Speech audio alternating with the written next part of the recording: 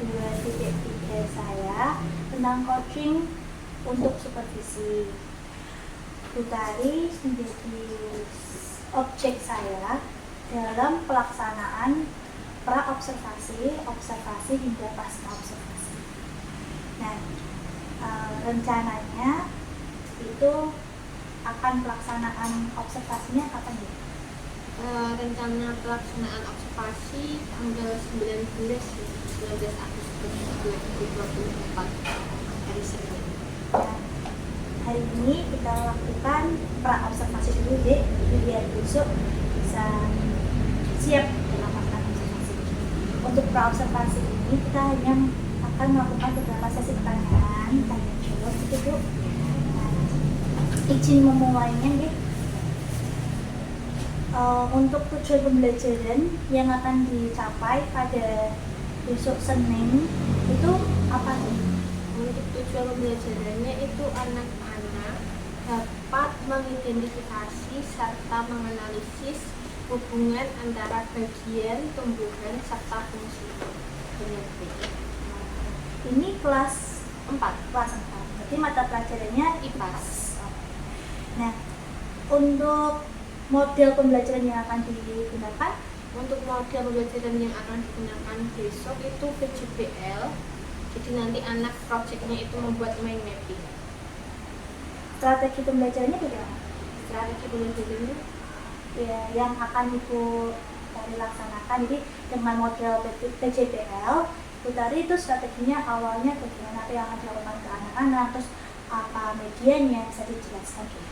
untuk medianya nanti menggunakan media video pembelajaran, gambar, serta lingkungan sekitar. Jadi nanti anak-anak juga mengamati lingkungan sekitar. Setelah itu untuk pelaksanaannya nanti seperti biasa ada pembukaan, ada speaking, nanti akan dilaksanakan juga setelah pemaparan materi nanti mengerjakan LKPD, setelah itu membuat mind mapping secara berkelompok. Lalu penilaian atau evaluasi pembelajaran yang akan digunakan itu seperti apa? Soal evaluasinya nanti saya gunakan dengan metode Quizzes, dengan aplikasi Quizzes itu nanti menggunakan metode kertas karena kan anak-anak belum punya gadget sendiri di masa sekolah. Nah, dari hal itu semua, kira-kira hal apa yang ingin Utari kembangkan? Jadi ketika nanti saya observasi, bisa difokuskan ke hal yang apa gitu yang ingin dikembangkan dalam kompetensi mengajar Utari. Yang ingin saya kembangkan itu yang pertama tentu kompetensi saya dalam mengajar, setelah itu kepengelolaan kelas dan kefokusan anak. Baik Utari, kiranya itu saja yang kita laksanakan dalam proses pra-observasi ini. Terima kasih untuk jawaban-jawabannya. Nanti kita akan berjumpa kembali waktu pelaksanaan observasi. Gitu. Terima kasih. Wassalamualaikum warahmatullahi wabarakatuh. Assalamualaikum warahmatullahi wabarakatuh.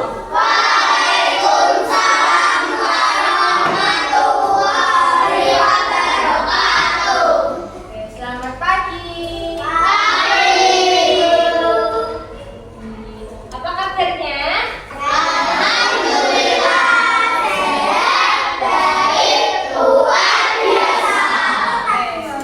Sebelum mulai pembelajaran, kita berdoa terlebih dahulu ya. Oke, Mas Reza, ketua kelasnya boleh dipimpin doa.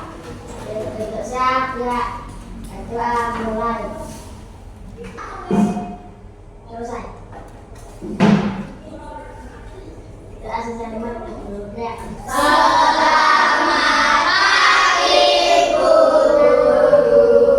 Oke, selamat pagi. Adakah yang tidak berangkat? Ada yang tidak berangkat? Aslan, terus Reza, oke. Reza sama Surya. Surya sakit ya, masih sakit ya kakinya ya. Kita doakan semoga lekas sembuh ya. Biar bisa belajar di sini bersama kita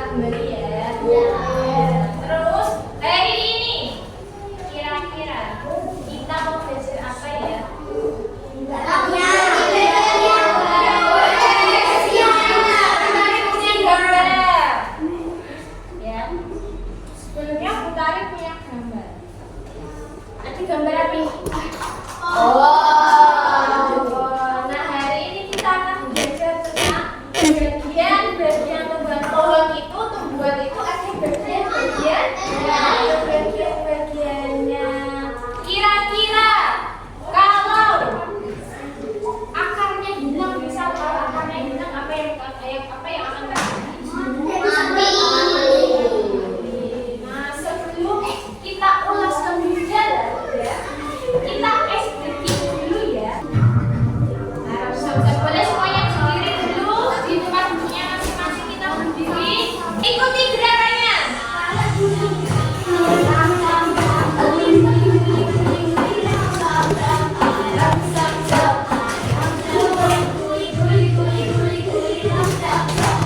Lebih cepat lagi, siap-siap. Fokus.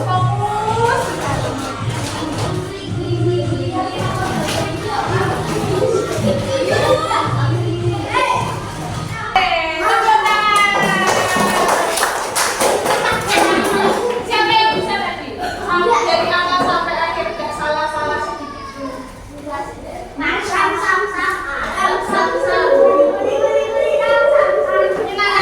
Sudah happy? Sudah tidak? Sudah siap juga dari ini? Sudah, oke. Kita lanjutkan untuk menyimak video dari tadi ya.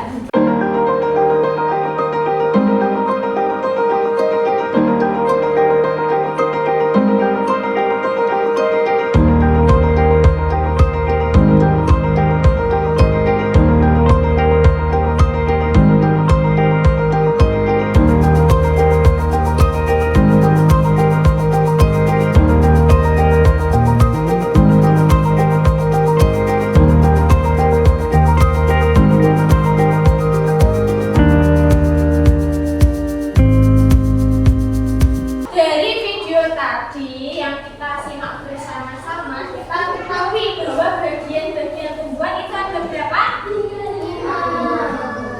Nah, kita urutkan dari yang paling bawah dulu. Namanya apa?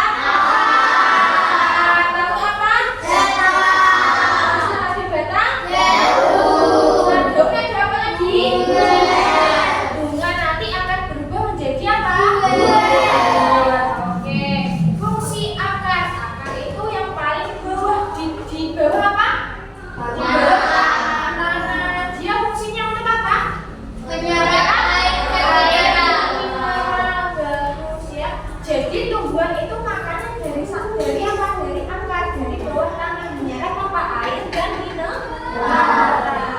Lalu ada bagian tumbuhan yang kedua setelah akar, yaitu apa? Batang. Fungsinya untuk apa? Ibarat ini tadi akar, sekarang ini ada batang. Fungsinya tadi untuk apa? Untuk menopang. Kira-kira kalau tidak ada batang, apakah tumbuhan itu bisa berdiri? Tidak.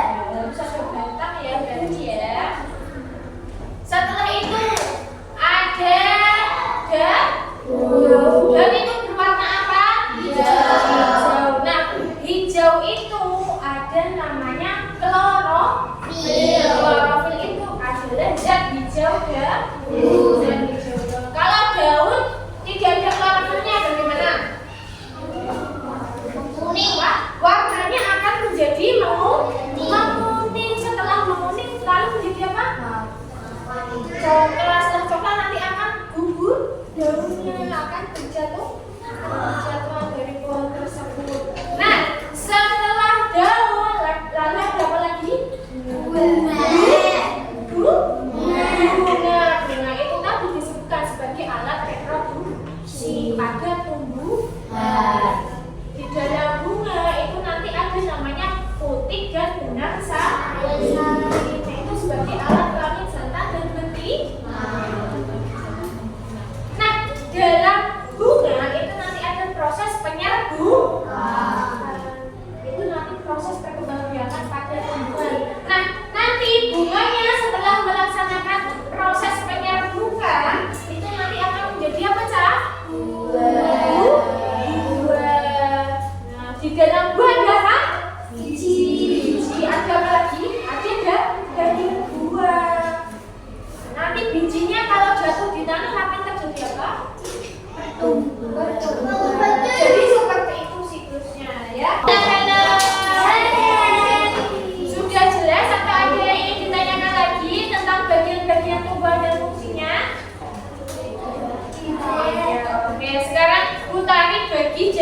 4 kelompok.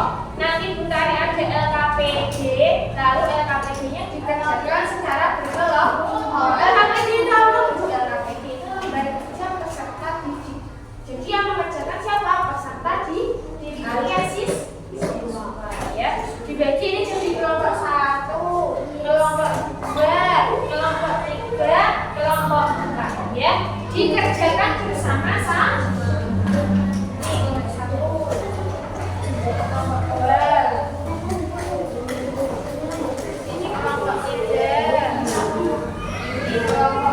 Dikerjakan terlebih dulu ya.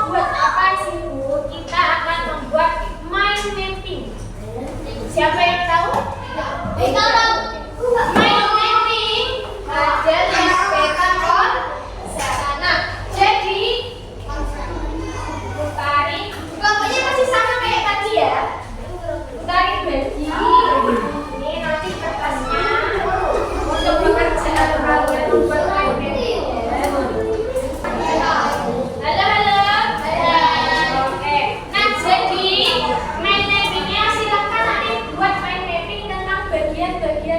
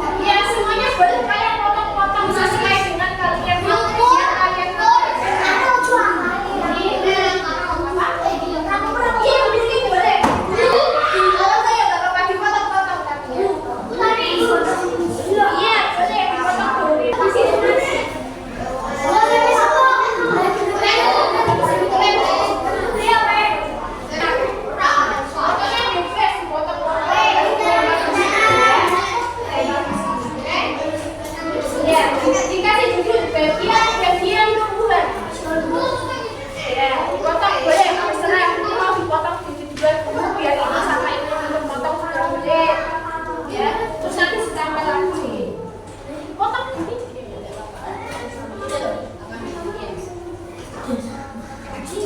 Nanti ditambah lagi. Biar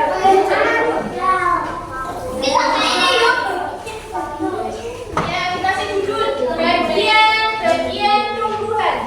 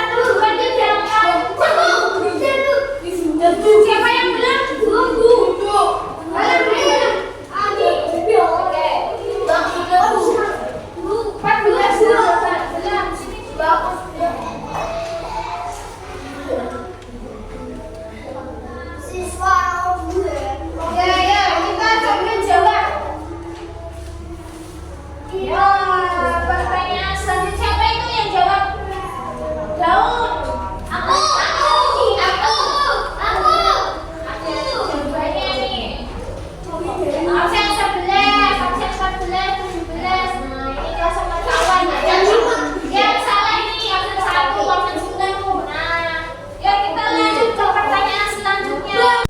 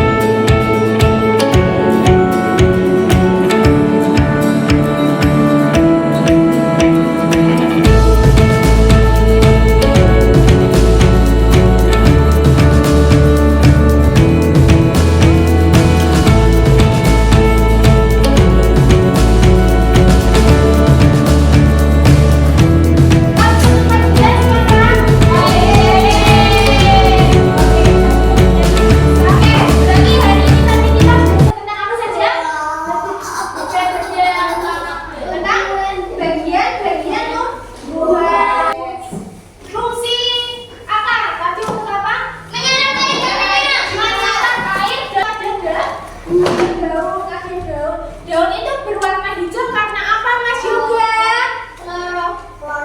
Adanya klorofil. Klorofil itu artinya apa? Zat hijau dan ada namanya putik dan benang sari. Setelah ada proses perkembangbiakan yang dinamakan penyambutan, lalu terjadi apa? Proses pembuahan apa? Mas Yoga.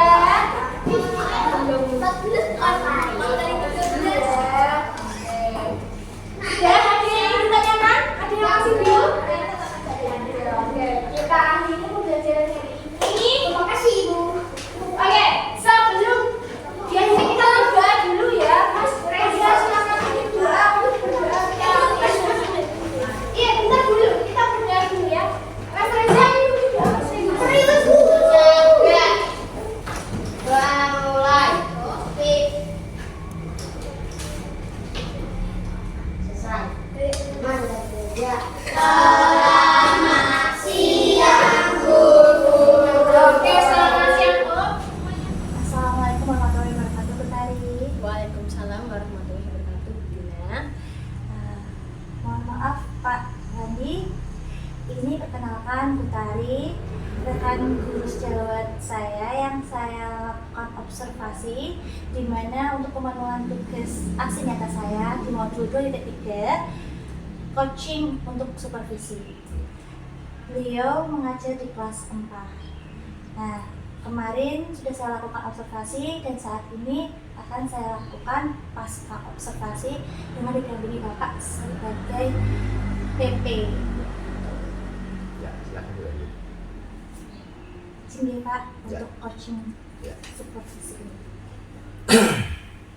Baik Bu Tari, relax saja. Nyaman ini sebagai pemenuhan tugas saya, senjata saya.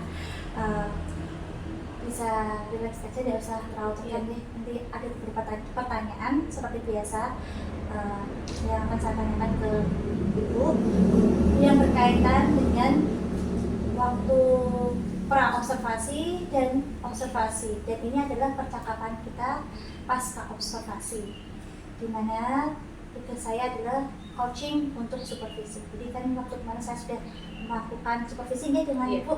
Nah, coba kita ingat-ingat dulu waktu kemarin itu pra-observasi, hal yang ingin kita kembangkan, yang ingin kita kembangkan dan kita sepakati itu ada di kompetensi apa Bu? Kompetensi mengajar itu dari saya sendiri.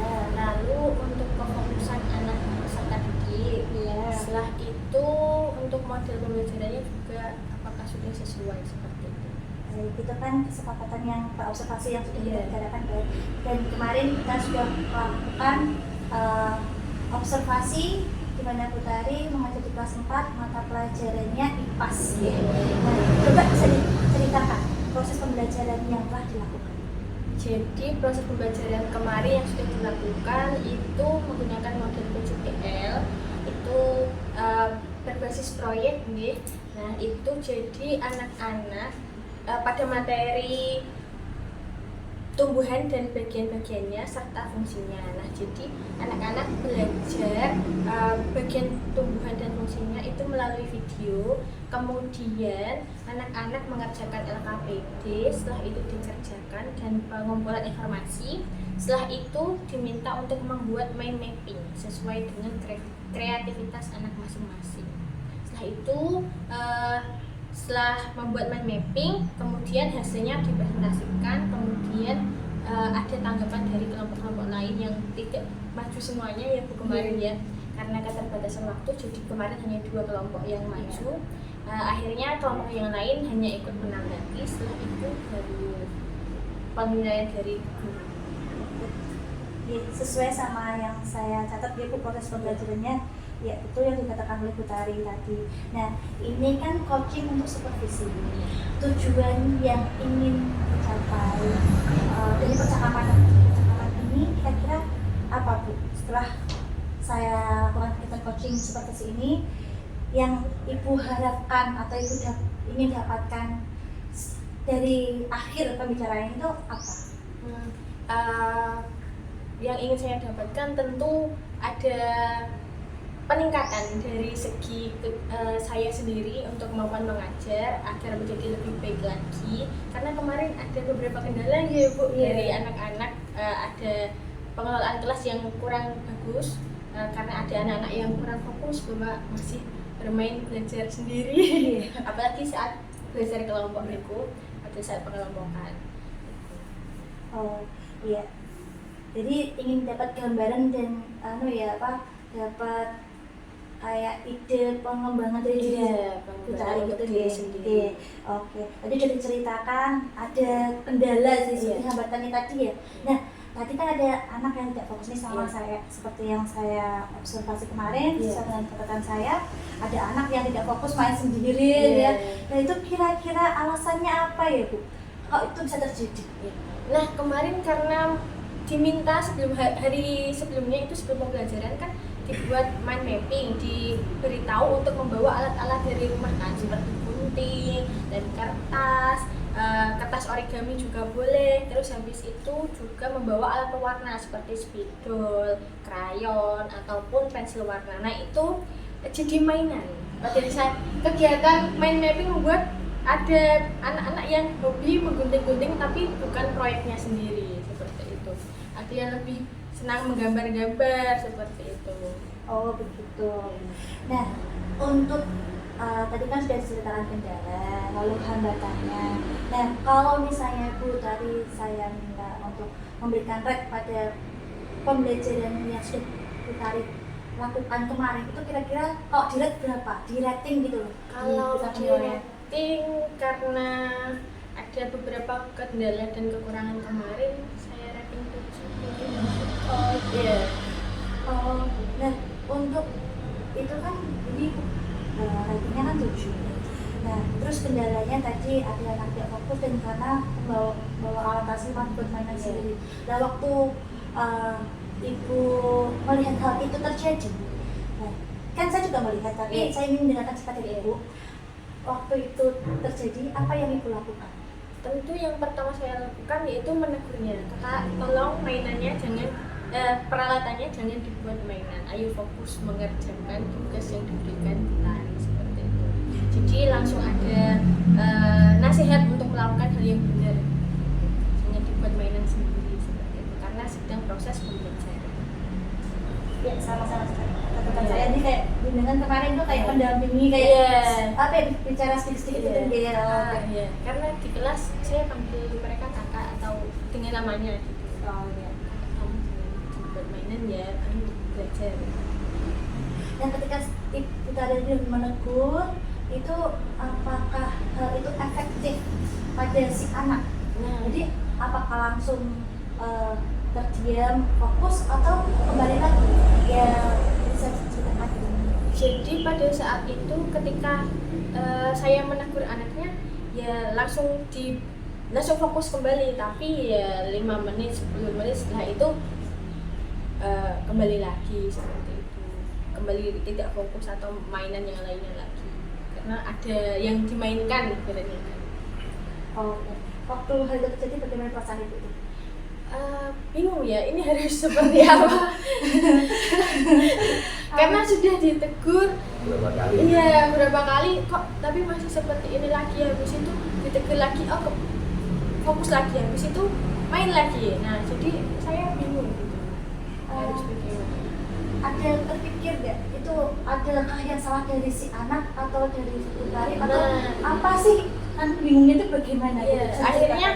akhirnya bingung, terus saya tanya kan setelah itu apakah yang harus saya lakukan gitu loh Pak, apa yang harus saya lakukan untuk kedepannya, apakah memang dari saya yang kurang atau mungkin dari anaknya. Akhirnya saya lakukan bimbingan. Waktu bimbingan itu di luar kelas Di ya? luar kelas. Soalnya saya tidak melihat Iya. itu. Iya. Waktu kemarin cuma waktu Iya. ditegur saja ya saya melihat Iya. catatannya ada. Nah, tapi waktu bimbingan itu saya tidak melihat. Iya. Oh, berarti bimbingan lakukan Iya. bimbingan di luar setelah saya supervisi Iya, itu ya. karena kalau terjadi bimbingan saat pembelajaran takutnya anak tersebut nanti tersinggung dan menurunkan semangat belajarnya. Oh. Nah, selain bimbingan, kira-kira apa ada hal lain lagi yang bisa mungkin Putari akan lakukan? Jadi selain bimbingan, ketika bimbingan pribadi individu tadi, apakah ada hal lain yang mungkin bisa dilakukan dari keberpihakan murid ini? Jadi setelah saya lakukan bimbingan, kemudian saya dapatkan bahwa anak tersebut lebih senang secara belajarnya, gaya belajarnya itu secara kinestetik. Akhirnya pada kemungkinan lain nanti akan saya lakukan pembelajaran diferensiasi. Oh ya, yang kemarin Iya. itu PJPL ya? Iya, modelnya Modelnya kemarin kan secara PJPL. Nah, itu kan belum menyesuaikan dengan kebutuhan siswa dan minat siswa. Nah, Iya. nanti kalau berdiferensiasi menggunakan model diferensiasi kan nanti sesuai dengan kebutuhan dan minat siswa setelah dilakukan bimbingan kemarin. Jadi Putari ada keinginan untuk mengembangkan model pembelajaran yang lebih inovatif dan menyesuaikan kebutuhan Betul. murid, yaitu pembelajaran berdiferensiasi. Betul. Oke. Nah, kira-kira menurut Ibu, kalau bisa di-rating itu solusi yang tadi Ibu jelaskan itu efektif atau tidak? Kalau misal sudah diterapkan itu kira-kira apakah efektif tidak? Saya berharap efektif Ibu, karena berdasarkan dengan kebutuhan dan minat siswa kan. Jadi nanti anak-anak yang dari gaya belajarnya audiovisual, visual atau kinestetik nanti akan terpenuhi. Jadi tidak ada yang fokusnya itu terbagi-bagi. Jadi lebih meningkatkan nanti kefokusan siswa dan berharap juga keberhasilannya dalam belajar itu meningkat. Berarti untuk ketercapaiannya bentuknya apa? Ketercapaiannya kemarin soal evaluasi dari kuisis ya Ibu, dari kuisis itu kan menggunakan mode kertas, paper mode, jadi kan bisa langsung dilihat hasilnya kemarin. Nah itu saya berharap keberhasilannya itu lebih dari kakak 75% dari Jadi lebih baik dibanding pembelajaran yang kemarin. Oh, gitu. Nah, untuk bisa mencapai ketercapaian itu, kira-kira dukungan apa saja yang bisa Ibu harapkan ada agar pembelajaran itu tercapai dan berhasil nanti? Tentunya sarana prasarana ya Ibu, itu dari sekolah alumni juga sudah terpenuhi, ada LCD, ada sound speaker juga yang bisa digunakan di kelas, dan juga mungkin dari saya sendiri itu untuk menggunakan apa ya, modulnya perlu persiapan, jadi ya memang harus saya persiapkan lebih dalam lagi, lebih banyak lagi untuk bisa agar pembelajaran itu berhasil, apalagi diferensiasi itu kan menyesuaikan kebutuhan siswa dari yang belajar gaya belajarnya visual, audiovisual, kinestetik seperti itu. Berarti itu termasuk rencana kedepannya Ibu gitu ya? Nah, kalau begitu itu kan rencananya. Kira-kira komitmen apa yang akan Ibu lakukan dari rencana tersebut? Jadi komitmennya tentu membuat modul ajar yang sesuai, apalagi disesuaikan dengan kebutuhan siswa, dan juga model pembelajaran berdiferensiasi. Kemudian pembuatan bahan ajar yang disesuaikan juga sesuai dengan kebutuhan siswa, seperti itu, agar pembelajarannya terlaksana dengan maksimal. Kira-kira kapan Ibu akan mulai melaksanakan hal itu? Jadi tanggung jawabnya itu mau dimulai dari kapan? Karena baru kemarin setelah observasi ya Ibu, jadi kemungkinan dilaksanakan nanti minggu depan setelah dari Senin kemarin. Semoga bisa terlaksana dengan baik Ibu ya. Itu dari Bu Tari tadi sudah banyak berceritakan. Mohon izin Ibu, mengenai saya kan kemarin observasi masuk diskusi Ibu, dan saya juga memiliki penilaian tentang tersendiri. Apakah Bu Tari mengizinkan saya untuk menceritakan catatan-catatan saya? Begini Ibu. Nah, waktu kemarin Ibu supervisi ya, pembelajarannya itu memang sangat menarik, bagus, apalagi PJPL. Nah, terus sudah keberpihakan pasti ada. Dia sangat menarik sekali. Waktu itu saya lihat anak-anak pada antusias. Ya memang ada sedikit kendala tadi yang sudah ceritakan. Tapi ya itu tadi Ibu sudah juga menjelaskan mengenai strategi-strateginya. Nah, selain itu dari ketidakfokusan anak, tapi kan jadi dukung dari tadi yang kita jelaskan tentang solusinya. Nah, hal lain lagi yang saya dan catatannya itu, Bu Tari waktu mengajar itu pengelolaan kelasnya sudah baik, tapi baiknya sih tingkatkan kembali. Jadi kayak waktu mengelola kelas itu terkadang Ibu kan ada kelompokan ya, terpusat ada kelompok yang sebelah sana, kadang yang sebelah sini tuh kayak tidak dihiraukan, jadi kayak jadi kurang berfokus pada semuanya, tapi ya itu hanya sesekali. Cuman keseluruhannya itu sudah sangat maksimal, sudah sangat baik. Alhamdulillah ya, kemampuannya menurut saya ya sudah maksimal dan bagus, tapi sebisa mungkin saya ditingkatkan seperti itu saja penilaian dari saya Ibu. Tidak ada catatan yang banyak, ya itu tadi cuma sedikit sesuai sama yang Ibu tadi ceritakan, ternyata sama dengan catatan saya. Begitu saja Bu Tari. Nah, itu kan tadi kan kita proses coachingan gitu ya. Menurut Ibu, setelah kita melakukan proses coaching ini, bagaimana perasaan Ibu? Perasaannya lega. Jadi antara deg-degan apalagi kemarin saat observasi takut hasilnya tidak memuaskan ya. Tapi ternyata anak-anak sudah cukup kondusif dengan pembelajaran kemarin, juga akhirnya juga saya tahu oh ternyata ada pembelajaran coaching ini juga dengan Bu Dina, jadi ada komunikasi antara guru Pak, jadi bisa saling membantu ya, melengkapi apa ada yang kurang Bu Dina atau ada yang harus saya tingkatkan lagi, jadi tahu kekurangan dan kelebihan diri masing-masing.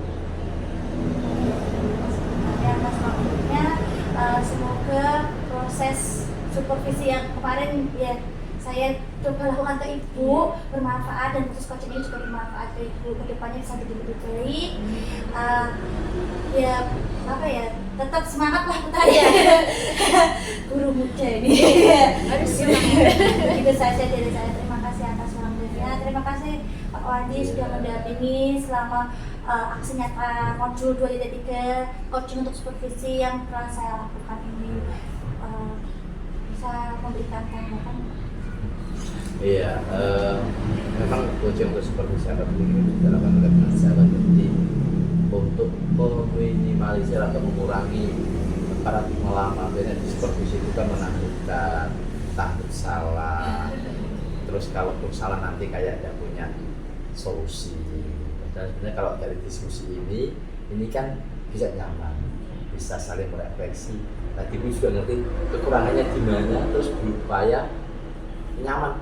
Oh, saya kayak begini, saya pengen begini, menemukan solusi sendiri itu kan lebih nyaman dan lebih rileks kalau supervisi dilakukan dengan metode coaching, itu lebih nyaman. Kalau mungkin tahu dulu kan supervisi ini salah, udah boleh begini, kan kayaknya menakutkan banget.